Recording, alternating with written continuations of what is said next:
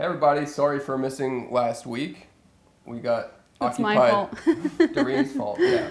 Anyway, we're back this week, chapter 51, Wounds. And Doreen, how many weeks are in a year?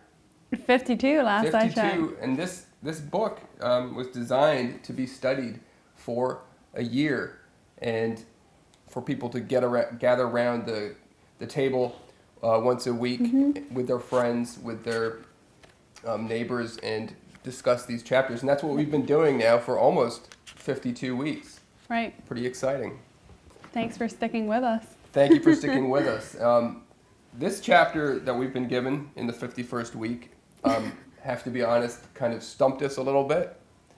It's called Wounds. It has two excerpts, one by Catherine de Huck Doherty and the other by Ed Loring, both of whom lived in, I think Catherine was a member of the Madonna House, an intentional community, and Ed Loring is a worker in inner city missions. And they speak about wounds, Catherine speaks about Christ's wounds, how we need to show people the wounds of Jesus, because that's where that's where we're healed. And Ed Loring tells an interesting anecdote about a friend of his who helped care for a homeless person. And then that homeless person didn't respond in the way that was expected. So, and the conclusion Ed draws from this is that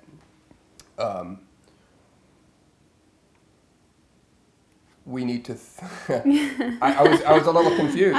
That's the part that kind of probably threw both of us. But I think my overall impression of this chapter was the trueness of the gospel and taking it as a whole, and not separating out Christ's sacrifice and suffering for us from that example that he wants us to live, to show his witness to other people. So that was kind of what I took out of the chapter as a whole. But yeah, I kind of had to step back and think about, the apostles, how they continued to teach the gospel to people that were striving to live and follow Christ in the early Christian context. And that's kind of where my mind took me, because it's very easy when you live in society and go about your daily life, even as a Christian, to get caught up in just the rhetoric and just get angry about various social issues, or be disturbed by them, or take a side that's maybe not entirely Christian.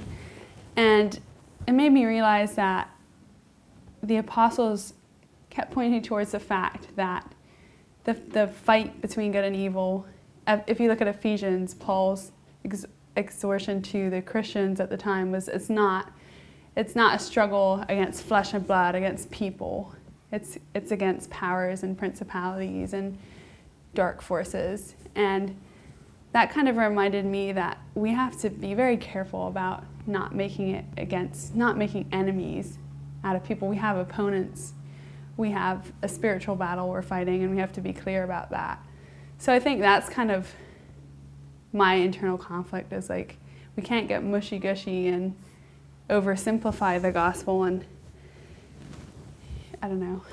No, the gospel places real demands on us. Yeah. And yeah, to be clear, the gospel is, Jesus is for everyone. Yes. He is for the wounded, for right. those who, especially for the poor, and all are invited. But I think the parable of the wedding banquet is, I think, a wonderful one. The people who were first invited and were too busy to come, and then how the servants were sent to the highways and byways. But then, when they were invited in, one of the people was not wearing a wedding garment, had not, in my understanding, had not conformed his life to the life that Jesus calls us to, a life of discipleship, a life of imitating him. So there's these two things. All are welcome, but everyone's welcome, but everything is demanded. Yeah. And, community is not a collection of, people who have been perfected. It's a collection of people who remain sinners. A favorite passage of mine is the first letter of John. If we say we are without sin, we make Jesus out to be a liar.